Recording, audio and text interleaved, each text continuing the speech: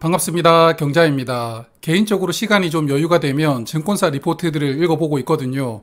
이번 주에 흥미로운 리포트를 하나 발견을 했습니다. 신한 투자증권 리포트였는데요. 벌써 12월 지수 편입 종목들을 예상하는 리포트를 냈더라고요. 그래서 오늘은 이 리포트를 간단하게 소개를 드려봅니다. 한국 주식시장에 상장되어 있는 종목이 총 몇 종목이나 되는지 알지는 못하지만 그 수많은 종목들 중에서 코스피에서 200개 그리고 코스닥에서 150개를 대표 종목으로 뽑아서 지수를 만들어 두었죠. 그걸 코스피 200 그리고 코스닥 150 지수라고 부르고 있습니다.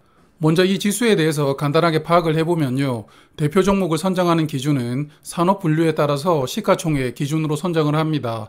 그러므로 시가총액이 200위 안에 들어가더라도 코스피 200 지수에 편입이 되지 않는 종목도 있을 수 있는데요. 반대로 시가총액은 200위 밖이지만 코스피 200 지수에 편입이 되는 종목도 있을 수 있습니다. 그러므로 산업별로 쿼터를 정해두고 그 안에서 시가총액 순서대로 200개를 모았다고 보시면 되는데요. 이런 기준은 코스닥도 마찬가지로 150개를 모아놓은 것입니다. 이 지수는 1년에 2번 정기적으로 조정을 하는데요. 매년 6월과 12월에 새롭게 들어가는 종목, 즉 편입되는 종목이 나오고 나가는 종목, 즉 편출되는 종목이 나옵니다. 올해는 6월에 상반기 리밸런싱이 있었고 오늘 말씀드리는 것은 하반기인 12월에 리밸런싱 되는 종목들을 말씀을 드립니다. 11월 말에 종목을 발표하고 실제 지수에 들어가고 나오는 것은 12월 9일에 이루어집니다. 아시는 분들도 많으시겠지만 일단 지수에 편입이 되면 펀드 자금이 들어오죠. 화면 보시는 것처럼 ETF에 투자하는 분들도 많으시죠. 이렇게 지수를 추종하도록 설계된 펀드를 패시브 펀드라고 부릅니다. 현재 코스피는 약 60조 원 그리고 코스닥은 약 4조 원 정도가 패시브 펀드 자금이라고 하는데요. 코스피 기준으로는 60조 원이니까 60조 원으로 200개 종목의 비중대로 기계적으로 매수를 하는 것입니다. 그래서 지수에 편입이 되면 패시브 펀드 자금이 리밸런싱이 되는 12월 9일 날 대거 들어오기 때문에 주가가 상승할 가능성이 높고요. 다만 큰 단점이 있죠. 바로 공매도가 시작됩니다. 코로나가 발병하면서 한국은 한시적으로 공매도를 중단했는데요. 현재는 이 두 지수에 편입된 종목만 공매도를 허용하고 있습니다. 그래서 지금까지는 공매도 없는 청정한 지역에서 살고 있다가 이 지수에 편입이 되는 순간 일단 패시브 자금이라는 달콤함이 잠깐 느껴지지만 그 뒤에는 공매도라는 무시무시한 녀석까지 함께 따라오는 게 문제라고 볼 수가 있습니다. 자, 그럼 어떤 종목이 들어오고 나가는지를 알아야겠죠. 먼저 들어오는 종목부터 보겠습니다. 화면 보시는 두 종목인 삼양식품 그리고 롯데제과는 이번에 코스피 200에 신규로 편입되는 게 유력하다고 하는데요. 두 종목이 지수에 편입이 되면 약 25억 원 정도 패시브 자금이 이 종목을 매수하게 됩니다. 평균 하루에 거래대금이 많지 않은 종목들이니까요. 지수에 편입이 되는 것이 확정된다면 리밸런싱이 되는 12월 9일에는 거래량이 아마 크게 나오겠죠. 주가 변동성도 크게 나올 것 같습니다. 공교롭게도 이번에 편입이 예상되는 두 종목은 식품이죠. 전쟁 영향도 있었을 것이고 물가 상승 영향도 있었는데 여하튼 주가 흐름이 좋습니다. 그러다 보니까 시가총액이 높아졌고 이번에 신규로 들어오게 되는 것이라고 보입니다. 이번에는 코스닥인데요. 코스닥은 10종목이 신규로 편입되는 것으로 예상을 하고 있는데요. 코스피보다 들어오고 나가는 종목 수가 많습니다.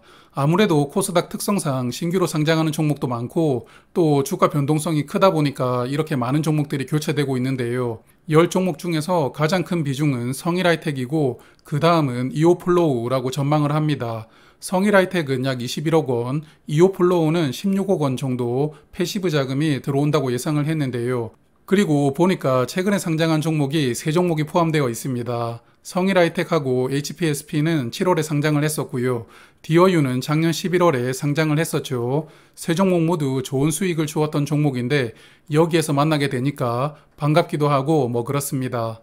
편입되는 종목들 이름이 작아서 잘 안 보이실까봐 제가 조금 더 글자를 크게 해서 정리를 해보았습니다. 화면 보시는 성일하이텍부터 더 네이처홀딩스까지 10종목이 편입될 수 있으니까요. 일단 이 종목들을 보유하고 계시거나 매수하려는 분들은 조금 더 관심 있게 보실 필요가 있겠습니다.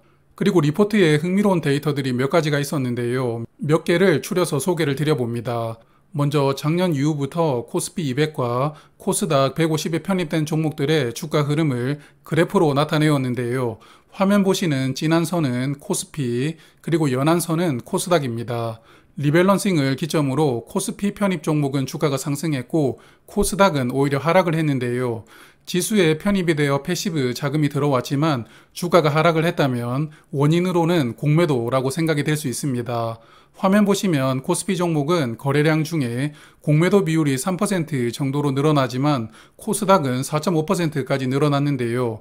그러므로 코스닥 종목들이 더욱 쉽게 공매도에 노출된다고 볼 수가 있습니다. 그러므로 코스닥 150에 편입될 수 있는 종목들은 조금 더 고민을 하실 필요가 있다고 봅니다. 현재 수익이라면 비중을 조금 조절하시는 것도 방법이겠고요. 혹시 신규로 매수를 할 계획이라면 조금 상황을 지켜보시는 것도 하나의 방법이라고 생각을 합니다. 여하튼 향후 주가가 어떻게 될지는 모르겠지만 그래도 공매도를 대비할 필요는 있다고 봅니다. 자, 그럼 이번에는 나가는 종목들 보겠습니다. 코스피는 두 종목이 들어오니까 나가는 종목도 두 종목이 예상이 되죠. 삼양홀딩스와 보령입니다. 두 종목은 편출이 확정되면 패시브 자금이 약 10억 원대 중반 정도로 나갈 것이라고 전망하고 있습니다. 삼양홀딩스는 하루 거래 대금에 비해서 패시브 이탈 자금 규모가 크기 때문에 12월 9일에 변동성이 상당히 크게 나올 수가 있겠습니다. 그리고 코스닥에서도 10종목 나갈 것이라고 전망하는데요. 10종목 중에 가장 규모가 큰 종목이 데브시스터즈입니다. 쿠키런 시리즈를 서비스하는 게임 회사죠. 패시브 자금이 약 14억 원 정도 이탈할 것으로 전망이 되고요. 이외에 CMG 제약과 AP 시스템, 앞타바이오 등 화면 보시는 10종목이 이번 겨울에 코스닥 150에서 편출될 것으로 전망이 되고 있죠. 편출되는 종목들에 관한 데이터도 있었는데요. 화면 보시면 역시 진한 선은 코스피, 연한 선은 코스닥입니다. 코스피와 코스닥 둘 다 리밸런싱 된 이후에 단기간 주가는 하락하는데요. 하락폭이 코스피가 더 많이 나왔습니다. 그리고 코스닥은 단기적으로 주가는 하락했지만 이후에 회복을 하는데요. 이 역시 공매도 영향이 있는 것으로 보입니다. 이제 편출이 되었으니까 공매도가 금지가 되잖아요. 그럼 공매도를 상환하는 쇼커버가 조금씩 들어오게 됩니다. 그 비율이 코스닥 종목들이 조금 더 높은데요.